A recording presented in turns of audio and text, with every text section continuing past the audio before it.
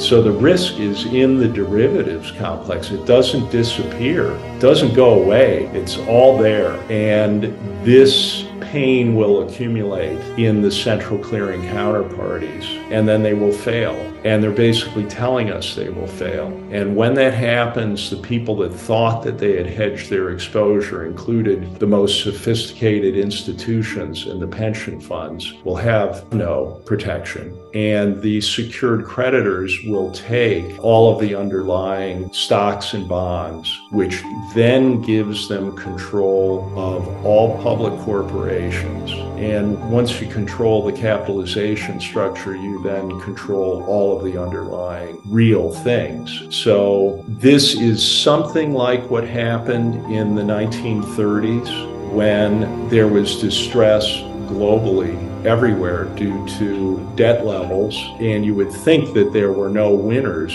but there were, because the banks that were controlled by the Federal Reserve, for example, in the US, were slated to survive. 9,000 banks in the United States were forced into failure. The people who had money in those banks lost all their cash, but their debts were not canceled. Their debts were then consolidated into the Federal Reserve System and enforced. So people that were in debt were in trouble. Even wealthy people lost everything. The difference this time around is they're not going after just property that is encumbered by debt. They've engineered this so they can take things, all securities, as collateral from people and entities that have no borrowings against them. They own them clear and outright. Now, let me give you an example as an analogy to explain the horror of this. So you have bought a car and you paid cash for it. You think you're being very conservative. You have no debt against the car.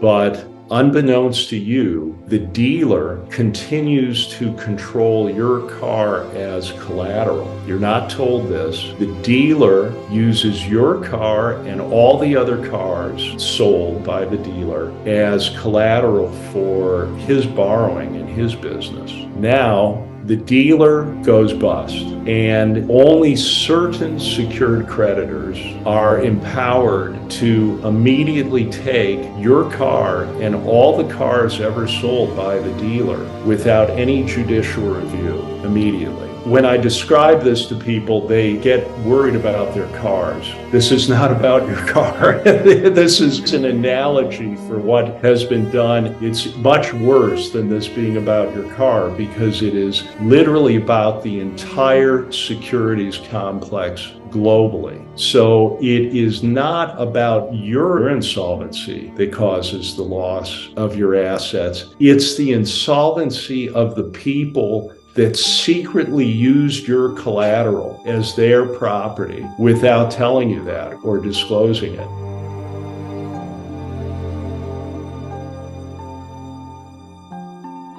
I've always been interested in what happened in the 30s because of talking about these things with my father, who lived through that, and what I saw happening in Cleveland when I was a boy. I'd try to talk with anyone who had lived through that time. And I asked my aunt what had happened in the 30s, and she said, well, suddenly no one had any money. And I said, what do you mean? How could that be? And she said, well, no one had any money, and even wealthy families didn't have any money.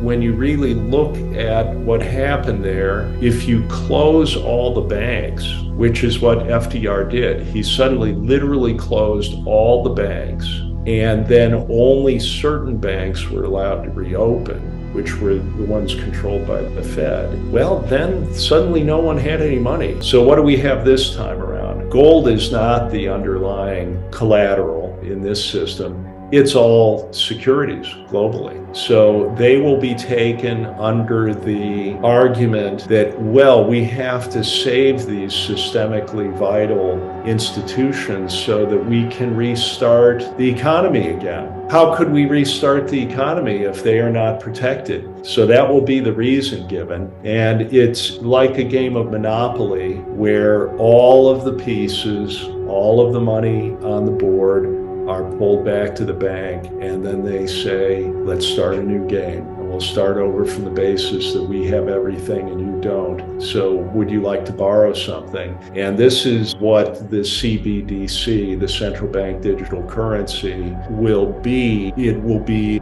very difficult for people to refuse to use it because they literally won't be able to eat.